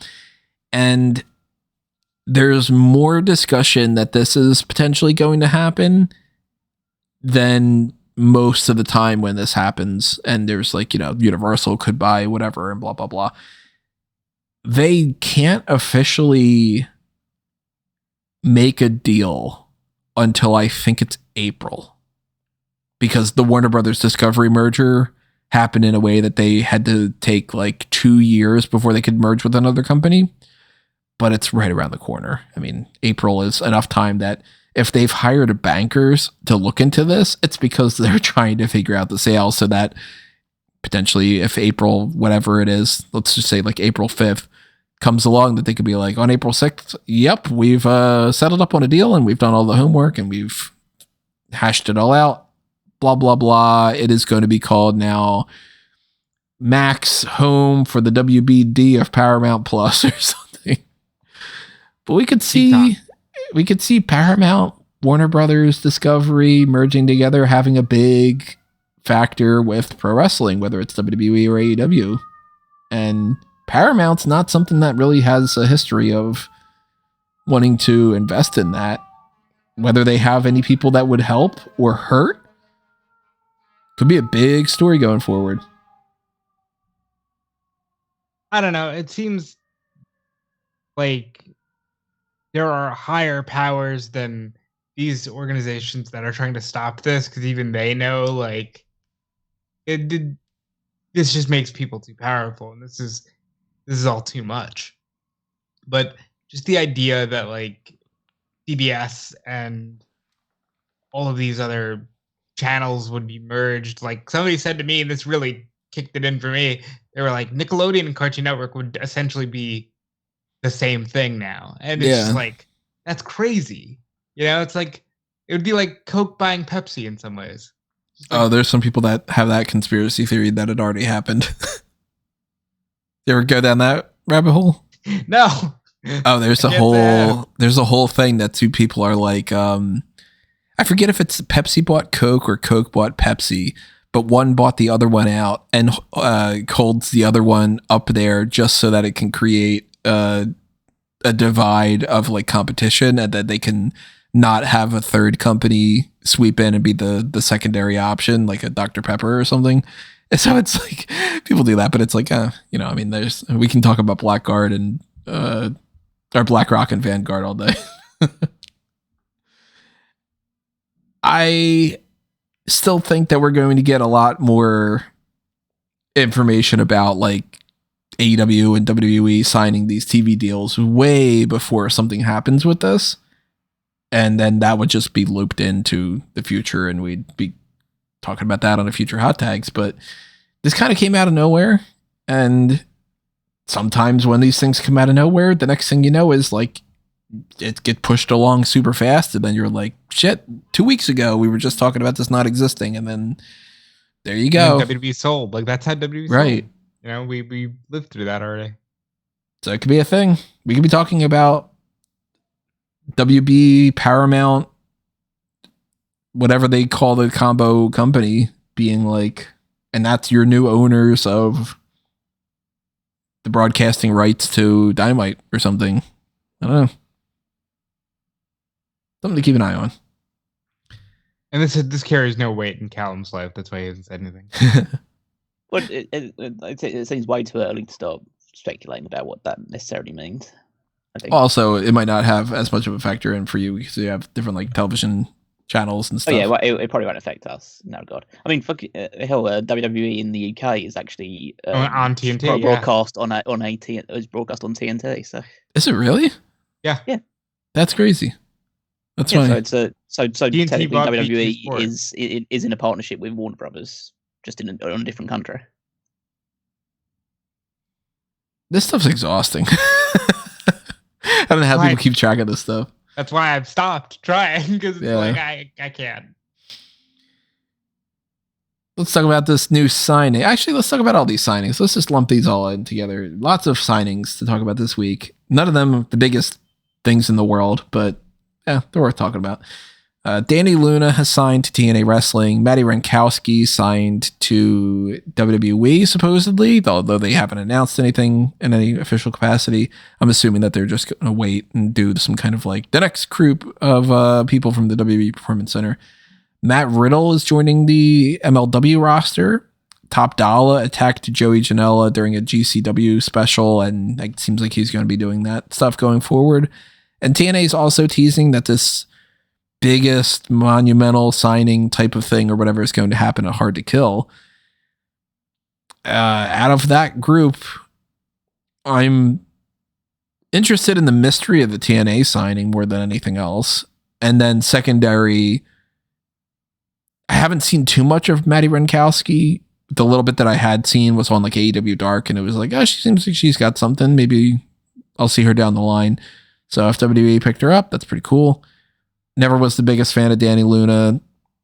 Having her in TNA doesn't make me want to watch it anymore. Having Matt Riddle in MLW, I'm not going to watch that. And having Top Dolla in GCW, I'm not going to watch that. That's for sure. But I can't think of anybody that really stands out to me as far as this TNA Hard to Kill signing that would feel like a big enough deal that I can really anticipate happening, because the only names that I can think of that are quote unquote like the biggest free agents would be Mercedes Moné, Okada. Mm-hmm. And then you start getting into like, are they really hyping up, say, like grizzled young veterans, which they're good, but that's not like game changing type of announcement. And I don't think Ziggler necessarily to TNA makes the most sense to me. Who to TNA?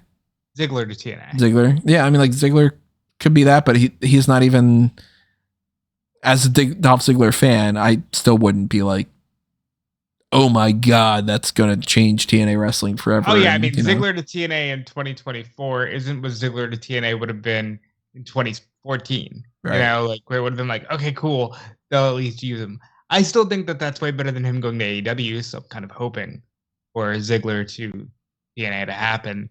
My crackpot theory that I've shared with you guys is they reportedly made big offers to Punk. They reportedly made a big offer to Ospreay. They clearly have a big package already set aside. Mercedes Moné is reportedly asking for more money than Charlotte just received in her new contract, which was reportedly one of the largest women's contracts ever in WWE history. Do they pony up the money for Mercedes? I don't think so. I think she's coming back to WWE. Yeah, well, I mean, the recent news of basically every other member of the Four Horsewomen getting contracts signed in the span of a month or so, it does make you feel like it's like they're gearing up for Mercedes to come back. Do you think it's one of those things where like Triple H just gets on the phone and he's like, "Look, you guys were my pillars. I can't have one of you out there. Like, what do I got to do?" What if that's the whole conversation is he's like, "Hey Mercedes, how you doing?" She's like, "Oh, hey Paul, what's up?" And he's like, Vince is not running the ship anymore. You want to come in?" And she's like, "All right." That's kind of it. Like, it wouldn't be the weirdest thing in the world if it was Mercedes going to Impact and trying to basically be the biggest star they ever had. I mean, Trinity is the biggest star they have right now, and she's done tremendous there. I mean, fundamentally, like if you're looking for a place that puts women's wrestling really on equal footing of the men's, then it's Impact. So it wouldn't be the craziest thing in the world. So we'll see how that goes, and that could be like the big signing for them. I don't think Okada's completely out of the question, but So again, crazy. I would presume that. I presume that his option, he is likely. I still think this is just a power play for him to get more money or power behind the scenes for New Japan. But then the other option would be like AEW would be the next one on my list probably. I think it's just Punk went back to WWE, sure, but like Okada to TNA just seems so out there to me.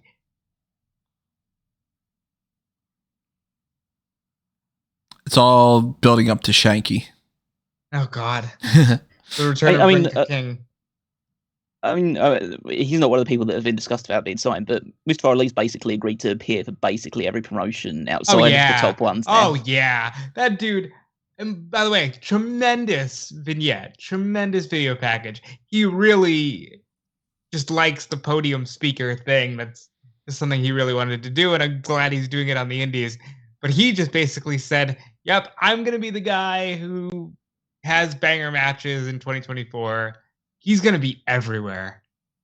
I think you're gonna see him in TNA, AEW, New Japan. I think he gets a booking everywhere in 2024 before signing somewhere maybe in the next year." How you guys feel about the other four? The Dani Luna, Wrenkowski, Riddle, Top Dolla. Go ahead.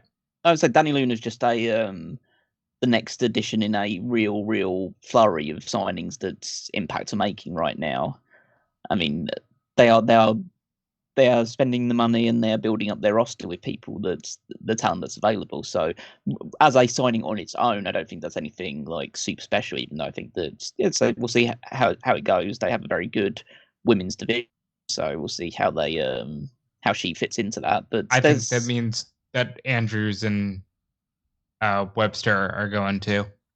Yeah, there's a good chance that would happen as well. So I think they are trying to stack up roster with both established names and young talent that have opportunities to develop as part of they potentially could use Impact either a stepping stone or at least a platform for them to develop themselves further. So, but yes, it's basically one of the parts of a pretty exciting process in TNA right now. The other ones, I mean, Matt Riddle, like MLW, I guess, are just trying to get any kind of person that can add a bit of star power to their name. So if they're willing to throw themselves into that snake pit, then they're more than welcome to do so. I assume he'll have some kind of match with Jacob Fatu at some point. Oh, that's the first match they announced.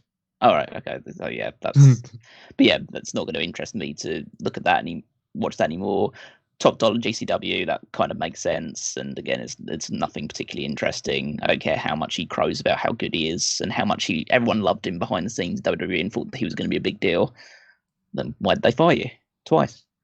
But so yeah, I don't think that that's going to appeal to me. I don't watch GCW anyway because I think it's mostly pretty garbage wrestling. And then Garbage Championship Wrestling. Yeah. Is that what it stands for? Madi Wrenkowski, it's fine. She'll just be part of the DSC system. It would be good at least to have some NXT Women's wrestlers that can actually, wrestle or at least do a pretty good job of that. So that'll be new for the division. A bit of fresh air. You didn't mention Finley. You didn't mention Brogan Finley. What's the signing there? WWE. Oh, didn't see it. That was Finley's in WWE. Wrenkowski's confirmed. And I think there was another that went with Wrenkowski and Finley, but I do not remember. But Brogan Finley has signed with WWE, and that's super awesome. I'm going to just fantasy book my way into this and say, put him on TV immediately, and please team him up with Charlie Dempsey and give them Regal. That's all I want, and I just want to see it. Finley's good, Dempsey's good, Regal's great. You have instant star power because you have instant name recognition. I know that Brogan and David Finley were both training with Natalya at the Dungeon recently, as was Billy Starks, because Billy and Brogan are a couple. And I just think that that's a great signing for WWE if they can, make the most of what Brogan has, because he's very young.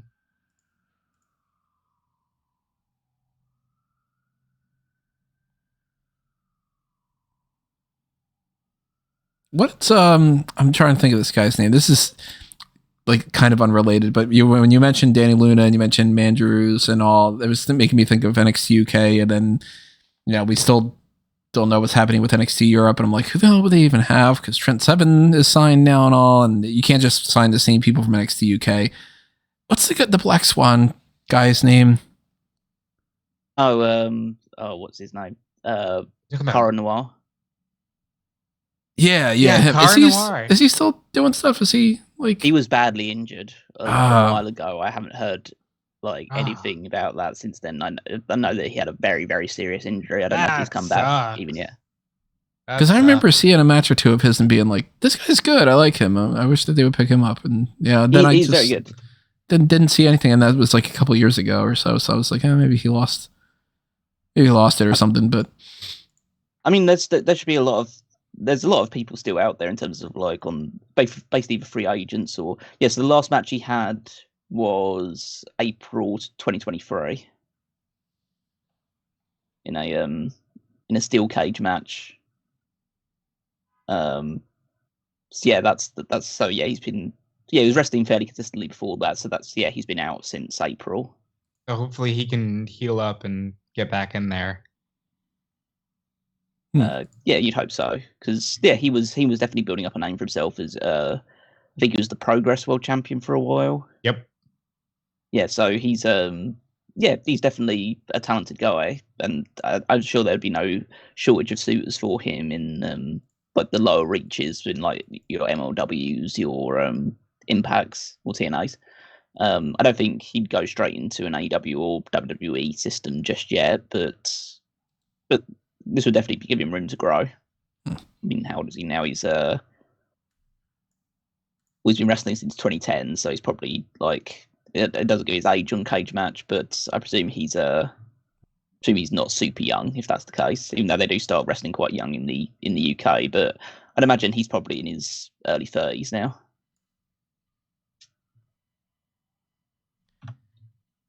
So we taking bets on Top Dolla being the guy that goes to the Indies and then gets his way back to WWE. I can't even say it without laughing. I mean, they like him there. I could see him finding his way back there when he's ready to just be a host. He's a nice guy, so like. Well, sometimes people do end up just being a host, and sometimes people go into the company thinking that they just want to be a host, and they're told to be a wrestler, and it doesn't work out. And then they talk about it on a 22-minute video. That's a different hot tag that we felt like we didn't even bother to touch on. A couple other hot tags though to talk about before we round this episode into the finale of it. Supposedly Triple H is taking over the duty of selecting people for the Hall of Fame. Maybe this year, maybe going forward as a thing. We haven't heard any real buzz about the Hall of Fame yet, but I got to assume that Triple H would probably have a different approach to the Hall of Fame. Maybe get some more legacy people involved. Maybe care a little bit more, let's be honest.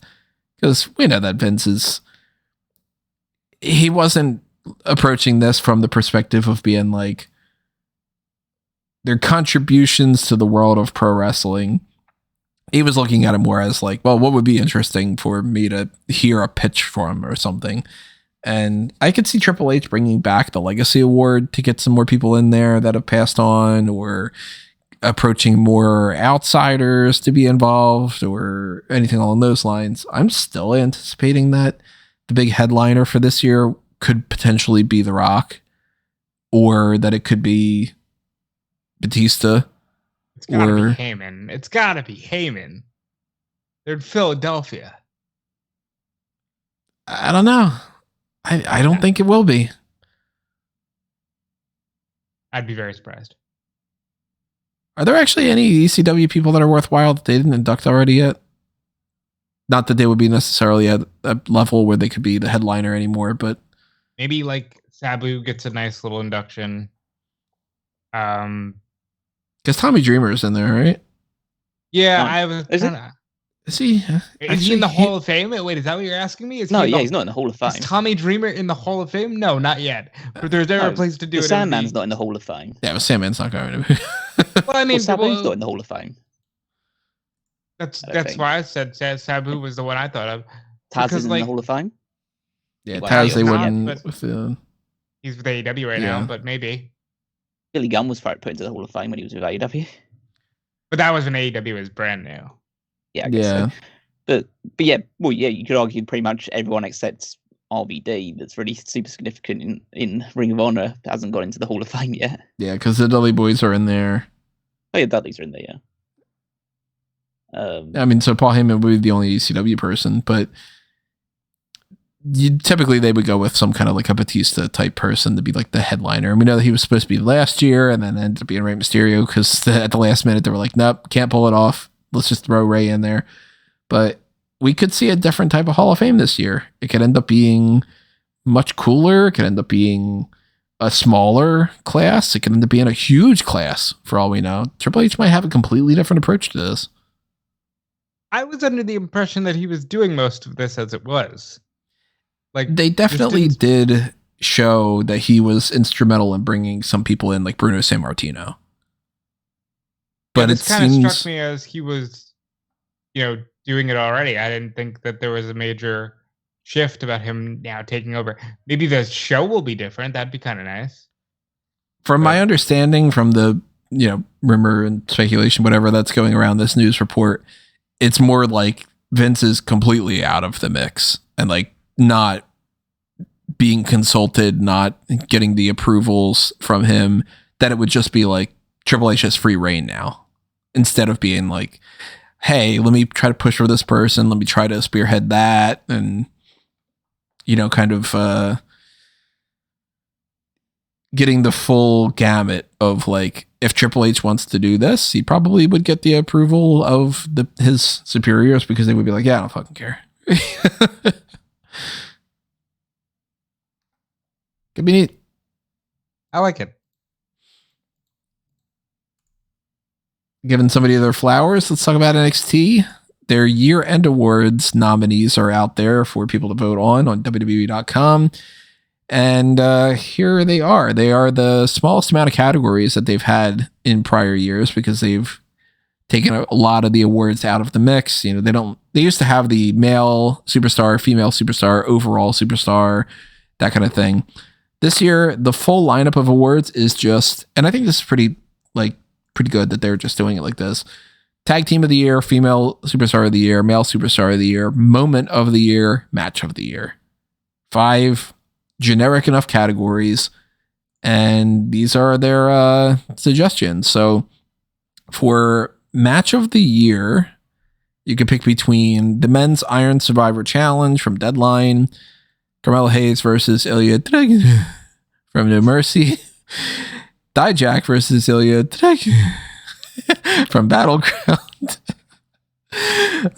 Becky Lynch versus Trish Stratus versus Tiffany Stratton at No Mercy, Axiom versus Tyler Bate in a Global Heritage Invitational match, Johnny Gargano versus Grayson Waller, Seth Rollins versus Braun Breaker, Roxanne Perez versus Blair Davenport, JD McDonough versus Dragon Lee, Kiana James against Roxanne Perez from Halloween Havoc, or the Damon Kemp, Eddie Thorpe NXT Underground match. And I don't remember 80% of these. I thought that Dragunov and Hayes at the Great American Bash would be up there, but I guess just pick their No Mercy one. That sounds like the pick to me. But Becky Lynch and Tiffany was pretty good too. Out of the list, from what I can remember, maybe it's just recency bias, but I'd be like, give it to the Men's Iron Survivor Challenge. I know the Kelm obviously has not been watching these, so I'm not going to ask you to chime in too much on these. But obviously, if there's anything that stands out to you, feel free to let me know. I don't think I watched any of them, so yeah. Oh, you've seen. Well, you watched like the Iron Survivor one, yeah. But most of the other ones, I watched the final 75 seconds of it. I didn't actually watch the actual match. Oh, you didn't see the whole thing? You should go back and watch it. I think I haven't watched a single NXT show this year, so. There's these options for Moment of the Year. Roxanne collapses after defeating Meiko Satomura. Really? That's on your list? Braun Breaker smashes Von Wagner with the steel steps. That's kind of funny that that's there. Fallon Henley dresses up like Tiffany Stratton. I thought that was funny, but like Moment of the Year? What is this? A Moment of the Year. Okay. Yeah, like that's real indictment on your NXT year, essentially, if these are some of your best moments. Yeah, it's like it makes it look way worse. The hashtag Free Tony D movement. No, that was one of my least favorite stories of the year. Lash Legend slams Otis. That one I can understand being on the list. It's not my go-to pick, but I get it. Trick Williams gets attacked by a mystery assailant. For the Moment of the Year, they've done a million of these. Dominic Mysterio ends Wes Lee's historic North American title reign. Braun Breaker spears Carmelo Hayes through a wall. JC Jane kicks Gigi Dolan through a door. So if you go through something, Braun Breaker and Baron Corbin crash through Shawn Michaels' office wall, going through something. That's all you need. And Undertaker comes to NXT. That's probably the one. I bet people are probably going to go with that just because it's the Undertaker's name. But to me, that wasn't as cool of a moment as some of the other things. And there's moments that are not on this list that should have been. That, like, JC Jane kicks Gigi Dolan through the door. They botched that. So I don't know if you really want to put that on there. The Male Superstar of the Year nominees are Carmelo Hayes, Trick Williams, Ilya Dragunov, Braun Breaker, Wes Lee, Dijak, okay, Baron Corbin, Nathan Fraser, Axiom, and Dragon Lee. To me, that's just, there really should only be like 3 of them on this list. It should be between Dragunov, Hayes, Trick Williams, Wesley, Braun Breaker more than anybody else. I don't see why Axiom's on here. He didn't accomplish anything. But Dijak, I like Dijak. He didn't do anything this year. So it's down to, is Carmelo Hayes going to win it, or is there going to be an upset? Most likely. Probably an upset. Because you could say Trick had a breakout year. Ilya, he had a fun year in the ring. To me, this was like, it was all Carmelo to me this year. So that's who I would go with. Is it being fan voted? Yeah. Yes. Trick's going to win then. That would not shock me. Obviously, there's like a certain ranking here. Like, it would really shock me if Baron Corbin won. I'm a fan of Baron Corbin, but like the comparisons between them, he's not going to win. Same with the female superstar of the year. There's people on here that didn't really do too much, but there's people that make perfect sense. Roxanne Perez, Tiffany Stratton, Thea Hale, Kiana James, Lyra Valkyria, Gigi Dolan, JC Jane, Fallon Henley, Ivy Nile, Kalani Jordan. I don't see why Ivy Nile's on this list. Her female superstar of the year. She was there, man. She was there, but that sounds like half the roster is up for. Right? Yeah, like they were there. They did things. And fundamentally, they don't even have the Women's Superstar of the Year for NXT on there because Becky Lynch isn't available to be voted for. That's like Tiffany. Roxanne, Tiffany, already, yeah, they definitely deserve to be on the list. They were champions. Lyra Valkyrie is champion. Makes sense. Put her on the list. I like Fallon Henley, but she shouldn't be on the list. Gigi Dolan shouldn't be on the list. Kalani Jordan, really good that she came into the fold this year and all.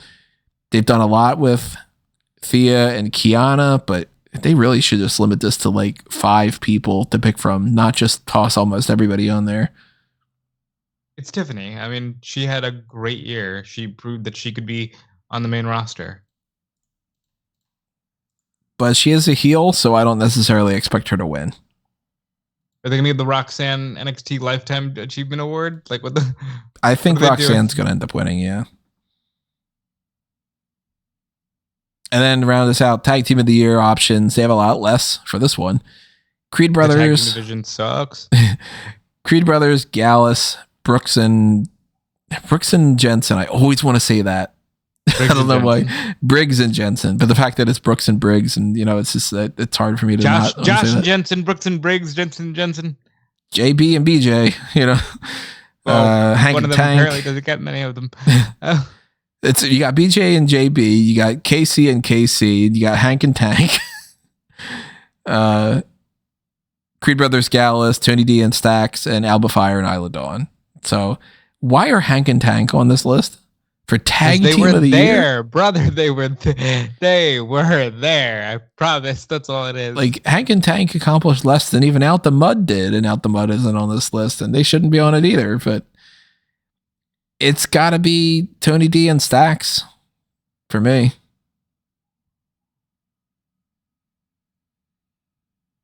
The Creed Brothers, they're fucking awesome. Like they're even more awesome on the main roster, though.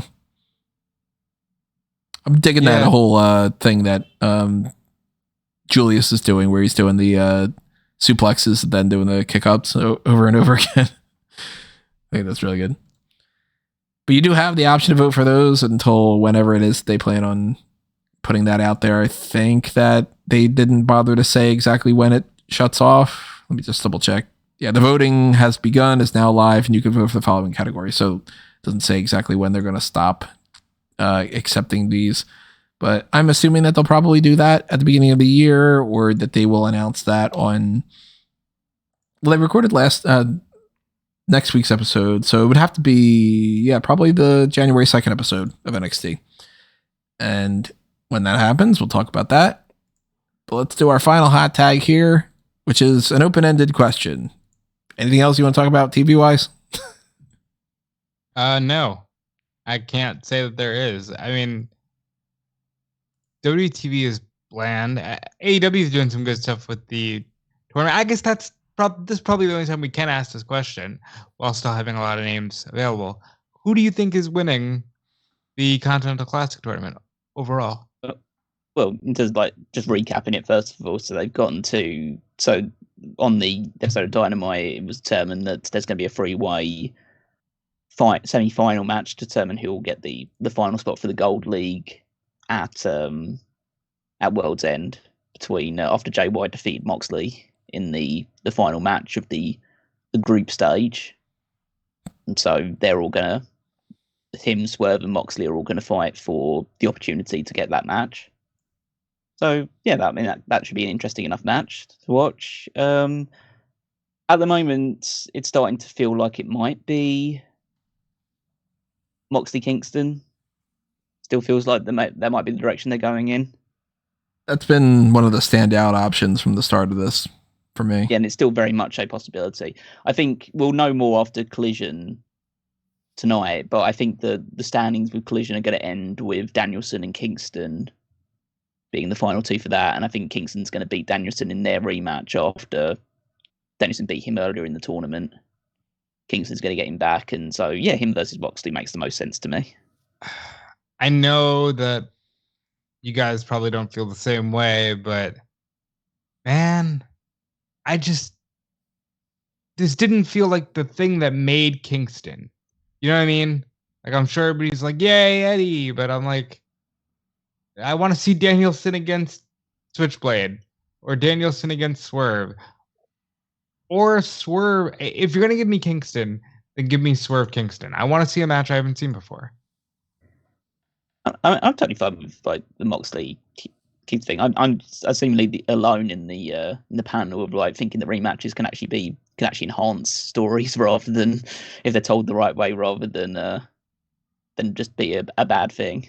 Oh, I mean, like that was one of my original ideas was this will probably end with Mox Kingston. But then the tournament happened, and I was like, I'm way more into what everybody else is doing. I don't want Swerve to win because I don't want Swerve to be tied into this Continental Championship. Do you want him to be able to do the TNT title or the world title or international? Swerve should or be going for the world title soon. So, like, I don't want him tied up with this. And having a triple threat match means that you don't have to pin him in the match with Moxley and Jay White. You just have Moxley pin White and go through. So yeah, I think that's the route they're going to take. And I know just with Danielson, the way that he is, he's not going to win this tournament, even though it was his tournament that he put together. But he can get to the finals and then lose. I am still thinking that this was created so Moxley can win it. Potentially. But I think if it was created for Moxley to win it, surely Moxley in their original plans would be international champion right now. Yeah, and this was already in the works. I think, and I thought since the beginning that this was just a way to put Kingston over and give him something in New York. It's just after watching the tournament, I'm like, yeah, I don't care. Like, I would rather somebody else win. And it could be just that. Like, that could be the whole plan, is to just, we're doing this in New York. Let's make a triple crown for Kingston, have him win the tournament and really look like top guy. That could be the case. Well, yeah, I think it's also a case of if you are doing the final is Moxley against Kingston, Kingston's never defeated Moxley in AEW. Yeah, and that's why I think he's going to beat Danielson. Because, like, he finally gets the monkeys off his back, which, again... Yeah, because he hasn't beaten Danielson either. Their 2 matches so far. So yeah, I think that's the way of like establishing Kingston. It's like Kingston's still one of the most over guys on the entire roster, so I don't think it's a wrong mistake to do it. I'd say it could be fun if there was someone maybe a bit more interesting or someone else that hasn't been pushed to that level just yet being put in that position. But I think it'll still be a fun way of ending it. And then, yeah, I mean, realistically, I'd probably say that this episode of Dynamite was probably the weakest there's been in a while. And the reason for that is because it was an MJF heavy episode. Again, we'll talk about it next week for the World's End predictions, but I'm joining the many other people in saying that we just want this whole Devil storyline to end and to reveal who it is and just get over the disappointment of the announcement once it happens and then just move on. Who do you think it is that you think you'll be disappointed? Perry, probably. Ugh, that's so bad. I still don't think it's going to be Perry, but we'll talk about it on World's End. There is something that happened on Raw, though. Caden Carter and Katana, words. Katana Chance. They won the women's tag titles, which means how quickly are they going to put those titles on Damage Control? I'd imagine like by Royal Rumble time, maybe. Yeah, maybe even like day 1 episode of Raw. It's like these are screaming transitional champions to me, and good for them for winning them, but put the belts on a babyface team so that the Kabuki Warriors can win them. It seems as outright as could possibly be. Judgment Day retained over Creed Brothers. Gunther retained over The Miz, which means no Miz Gunther matches going forward. Not that it seemed like that was going to continue anyway. R-Truth nearly got JD McDonough kicked out of the Judgment Day in their So dumb. Miracle on 34th Street fight just for Damian Priest to go, I mean, nah. But which was like, I don't know. Sometimes the booking to me is like, they know full well that they're just doing something stupid, but R-Truth is great. So I at least enjoy his part of it. But I'm looking forward to having a couple more episodes worth of not needing to necessarily watch too much. Like, I'm not going to be invested in SmackDown tonight. It's pre-recorded. We already know what happens. We already talked about the spoilers. Then when you get into, I'm assuming is a recap show next week for Monday Night Raw, probably like the best of the year type thing. Don't gotta watch that. No need for it. I get 3 hours off on Monday night. That's awesome. And then it's also Christmas. I mean, like, yeah, but you know, God, the amount of years that I work on Christmas, like, realistically, I'm probably going to write up an article or something, which sucks. You should be celebrating your Christmas. You should be checking back those episodes of the end of the year awards. If you want to listen to some podcasts during then, obviously we will have the WWE stuff all the way out by then. AEW stuff is already out. Go back and check them out. Fill out that fan feedback survey. Make sure that you're following all the other things you can see here, including fanboysanonymous.com. The Blue Brand has some stuff coming out pretty soon. I'm going to have my Fanboys Film Awards list that I do every year, where it's like, you know, what were my favorite movies that I watched this year? Who do I think I would give like a best actor to, best actress, that kind of deal. Like my little half-assed Oscars, so to speak. And maybe some other stuff popping up there. Go to the link tree, though, on amangotree.com. You'll see links to the fanboy stuff, the Smark Out Moment stuff, and the Letterboxd, and anything else under a Mango Tree. Follow me at Tony Mango in the process, and make sure that you're following Robin Callum. Yep, follow me everywhere at Dude Felice. We made it through another year, and looking forward to doing some fun stuff in 2024. Hopefully more outside of the wonderful places you can already find me, like Fightful.com. But we'll see. Wait, this is the last one for the year. Never mind. It keeps throwing me off too. Yeah. Okay. Here's Callum. Yeah, don't anticipate we're going to make it to the end of the year at this rate. Oh, no, it's 5:07 right now. If I make it to 7:00 today, I'll be considering that a win.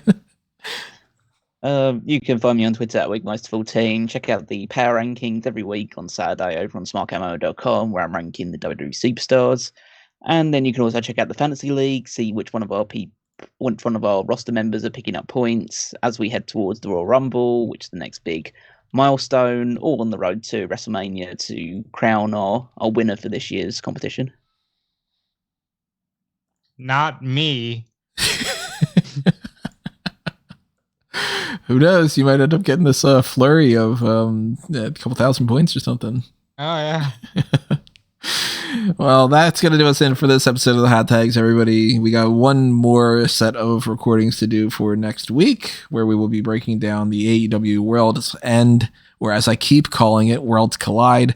I've discovered multiple documents that I had written out ahead of time, like folders of graphics and stuff that I had labeled Worlds Collide, and I'm like, God damn it, I just keep wanting to call it Worlds Collide. So you might hear some more Worlds Collide errors as we do the predictions and the other pay-per-view point post-show side of it on the 30th, because, yep, it's probably going to be a thing. And the next round of the Hot Tags as well. Whatever happens in the next few days, that happens in the world of pro wrestling, we'll be talking about then. But that's going to do us in for this edition. So leave your comments below. Tell us what you thought. Thank you for tuning in, and we will see you next time. This has been another Smark Out Moment, and we are being counted out.